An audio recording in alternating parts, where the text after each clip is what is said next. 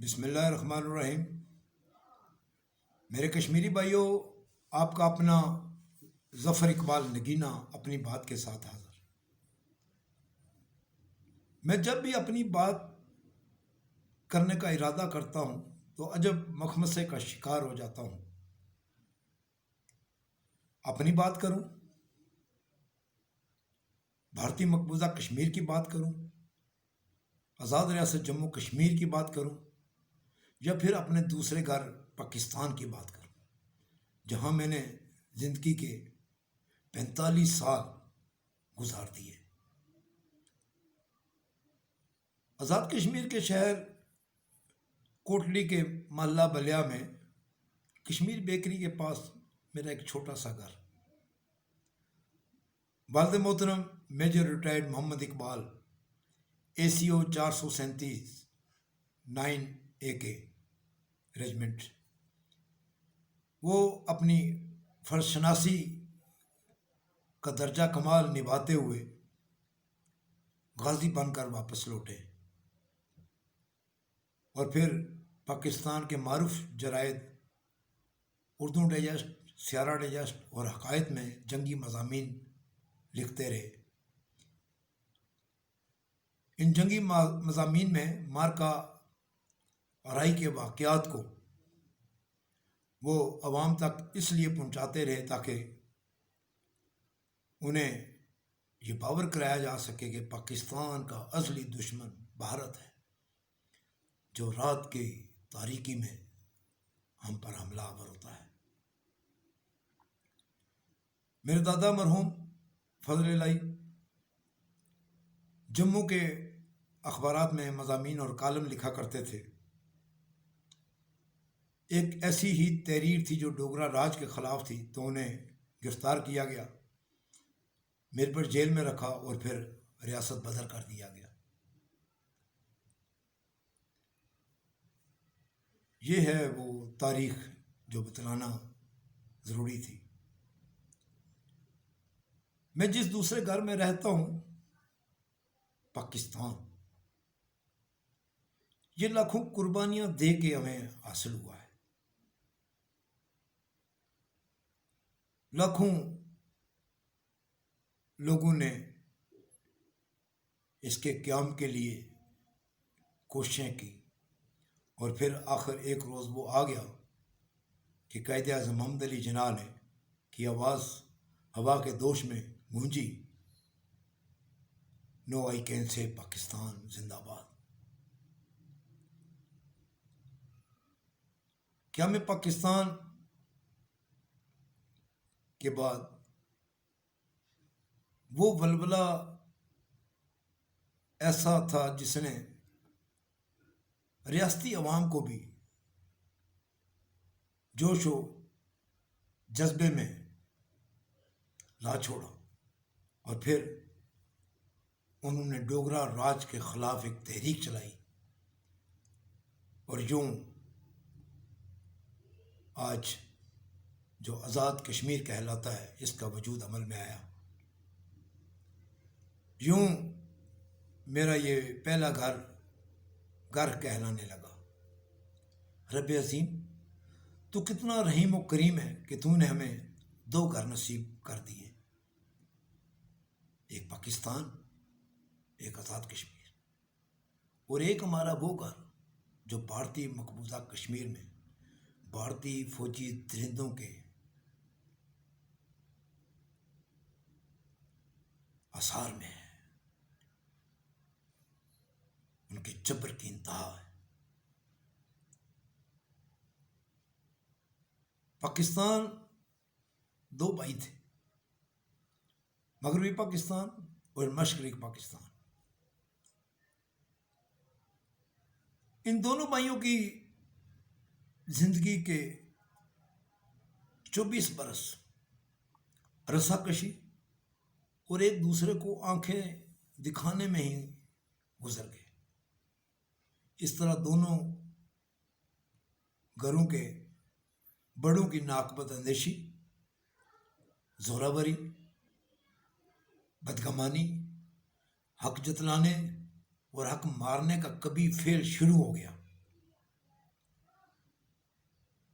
بڑے کے جبر اور چھوٹے کے باغیانہ روش نے ازلی دشمن بھارت کو یہ موقع فراہم کر دیا کہ وہ چھوٹے کو آگ، خون اور دھواں میں دھکیل کر نام نہاد ہمدرد ڈھال بن کر اپنے مذموم ارادوں میں کچھ اس طرح کامیاب ہو گیا کہ دوسرے بھائی ہمیشہ کے لیے ہم سے جدا ہو گئے، یعنی مشرقی پاکستان جو آج بنگلہ دیش کے نام سے دنیا کے نقشے پر موجود ہے۔ میرا دوسرا گھر یہی ہے جس کا نام مغربی پاکستان ہے، اور یہی وہ دوسرا گھر ہے جہاں 22 کروڑ انسان بستے ہیں، مختلف اقوام اور مذاہب کے لوگ، سب ایک، مگر ان کے قائدین جدا جدا، سوچ، فکر اور کردار جدا جدا۔ یہ قائدین حقیقت میں کسی اکھاڑے کے پہلوان لگتے ہیں، یا پھر یوں کہیں کہ کسی جنگل میں جو شکاری کا انداز ہوتا ہے وہی ان کا انداز ہو جاتا ہے اور چل رہا ہے مسلسل۔ یہ لوگ ہزاروں لاکھوں میں نہیں ہیں، یہ لوگ گنتی کے لوگ ہیں، اور ان گنتی کے لوگوں نے اس پوری قوم کو ایک عذاب میں مبتلا کر رکھا ہے۔ کچھ چور ہیں، کچھ ڈاکو ہیں، رازدن ہیں تو قاتل بھی، بے ایمان اور بد زبان ہیں اور بددیانت بھی، حرص، طمع اور لالچ، سند یافتہ اور وراثتی بدکماش، دھوکہ دہی کے شاہکار، یہ گنتی کے لوگ، چہرے بدل بدل کر، نام بدل بدل کر، لباس بدل بدل کر، کبھی جمہوریت کے نام پر، کبھی انقلاب کے نام پر، کبھی جلسے جلوس میں طاقت دکھا کر، کبھی دھرنے اور تبدیلی کے نام پر، دنیا جہان کی شیطانی فرونی سوچوں اور عیاری کے بل بوتے پر، کبھی احتساب اور کبھی فرقہ بازی کا ڈھونگ رچا کر، کبھی قومیت کے نام پر اور کبھی خود مختاری کا نام پر، سترنگ بدرنگ پرچموں میں پاک پرچم کو بے توقیر کر کے، کبھی اسٹیٹ کی پاسداری اور کبھی نظام عدل کی تذلیل کر کے، کبھی گٹھ جوڑ اور کبھی این آر او کا نعرہ لگا کر، کبھی حب الوطنی اور کبھی خود ساختہ جلا وطنی کر کے، کبھی معیشت کو بہتر بنانے کی آڑ میں غیر ملکی دوروں کا ڈرامہ، اور کبھی غیر ممالک کی ترقی کی مثالیں دے کر، کبھی کشمیر کی آزادی کا نعرہ لگا کر اور کبھی صوبے اضلاع بنانے کا وعدہ کر کے، کبھی کرونا اور کبھی دہشت گردی کا نعرہ لگا کر، فرونی طاقت کا استعمال اور شیطانی چالوں کا ارتکاب، اور پھر جھوٹے مقدموں کا اندراج۔ میرے اس دوسرے گھر کو سب توڑنے کے در پہ، اور عوام مسائل و مشکلات کا شکار، مہنگائی کا ازدہا عوام کو نگلنے میں مصروف، بے روزگاری عام، جھوٹ، مکر و فریب کے ساتھ ان گنتی کے لوگوں کے گزرتے شب و روز اپنی مہنگی گاڑیوں کے آگے پیچھے دائیں بائیں عوام کو دوڑانے والے یہ لوگ شفقت میں محروم، اس دوسرے گھر کے دشمن میرے اپنے لوگ، کیا یہ اپنا کہلانے کے حقدار ہے؟ یہ جو سوال کر رہا ہوں، صدائے بلالی کی آپ گونج سن رہے ہیں، اس کی صداقت کی گواہی ہے یہ یہ گھر جسے ہم نے بڑی قربانیاں دے کر بنایا ہے، یہ گھر اپنوں کے ہی نشانے پر ہے۔ اللہ اور رسول کا واسطہ، میرے دوسرے گھر کی دشمنی چھوڑ دو۔ یہ گھر نہ رہا تو صرف ایک میں ہی نہیں، 22 کروڑ عوام بھی بے گھر ہو جائیں گے۔ اگر ہم بے گھر ہو گئے تو کہاں جائیں گے؟ ایران، عراق، کویت، سعودیہ یا افغانستان؟ چین تو ہمارا دوست ہے ضرور، لیکن کیا ہم اس میں سمو پائیں گے؟ لیکن ہمیں ایک بات یاد رکھنی ہے کہ بھارت ہمارا ازلی دشمن ہے، اور وہ ہر وقت ہمیں نیست و نابود کرنے پر تلا ہوا ہے، اور ہمیں یہ بھولنا نہیں چاہیے۔ میرے کشمیری بھائیوں، وقت اور حالات کا تقاضا ہے کہ ہم ان دشمنوں کی پہچان کریں۔ یہ اپنے گھر کے محافظ نہیں ہیں، تو ان سے یہ توقع کیسے کی جا سکتی ہے کہ مقبوضہ کشمیر کی آزادی کے لیے یہ کچھ کریں گے؟ یہ تو آزاد کشمیر میں بھی نقب لگانے پر تلے ہوئے ہیں۔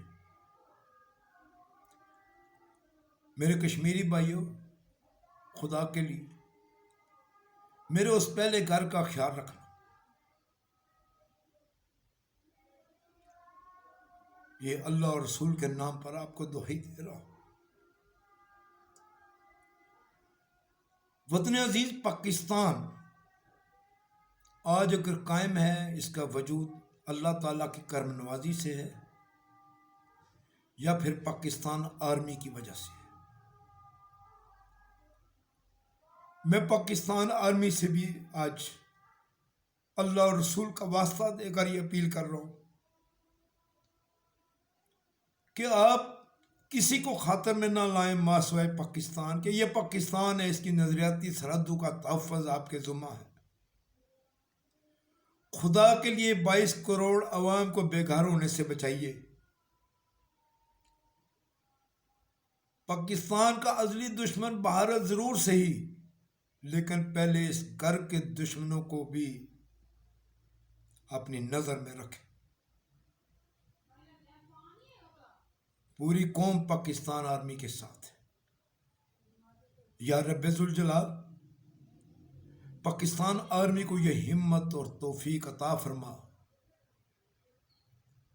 کہ وہ حسب روایت وطن عزیز پاکستان کا تحفظ کرنے میں کامیاب رہے۔ چیف آف آرمی اسٹاف جناب قمر جاوید باجوہ صاحب، آپ کو اللہ اور رسول کا واسطہ دے رہا ہوں، اس ملک کو بچانے کے لیے اپنا کردار ادا کریں۔ اللہ حافظ۔